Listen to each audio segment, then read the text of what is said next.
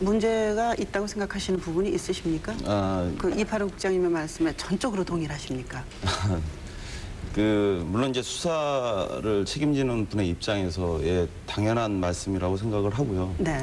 근데 이제 문제는 저도 아까 전에 잠깐 그 안상수 의원님께서 말씀을 하셨었는데 이제 현재 이제 야당 입장에서 이제 안상수 의원님 나오셔서 이제 야당에 대한 탄압, 뭐 네. 특히 이 문제가 이제 감청 문제가 이제 제기된 게 그런 문제로 제기됐는데 실상 이 법을 만든 당이 네. 원래는 또 한나라당의 전신이었고, 아, 신한국당이었어요? 그렇죠, 그렇죠. 그때 네. 당시에 이제 92년도에 이제 대선 당시에 네. 그 부산에서 있었던 무슨 그 부정선거 관련한 무슨 녹음을 당시 국민당에서 이제 그 초원 복국집 사건 예, 얘기하는 네, 거예요? 네. 아, 쉽게 얘기하죠. 이렇게 어렵게 얘기해요.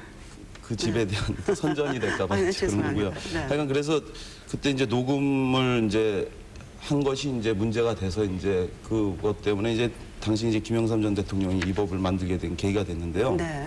이제 저희들 입장에서 이제 보면 이렇습니다. 이제 어쨌건 지금 정권이건 아니면 한나라당이건 차후에 이제 정권 교체를 하게 되면 네. 그때는 이제 다시 이제 이 감청 문제나 이런 것이 아마 입장이 바뀌지 않을까 생각되고 네.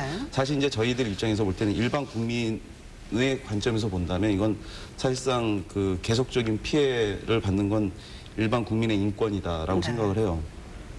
저희 단체 입장에서 이제 도청 감청의 이런 문제는 사실 인권과 민주주의라는 관점에서 본다면 이게 중대한 그 문제가 있다라고 이제 생각을 합니다. 네. 그리고 특히 이제 감청 문제와 관련해서 이제 반드시 필요한 이런 수사 절차상의 과정에 있어서 이제 긴급하게 요한다 이렇게 말씀을 하시는데 긴급 감청 아까 말씀하신. 네, 긴급 감청이라든지 아니면 일반 감청도 마찬가지고요. 사실 지금 요약해서 말씀을 드린다면 지금 통신비밀보호법이라는 것 자체가 사실 통신비밀을 보호하는 것의 목적이 아니다라는 판단이 들어요. 네. 사실상 합법적인 도청을 아주 포괄적으로 해놔서 일반 국민의 그 인권 문제라든지 이런 것이 아니라 수사상 편의로 네. 상당히 광범위하게 만들었다 이런 겁니다. 네. 제가 아까 그 안상수 의원님도 그런 말씀하셨어요.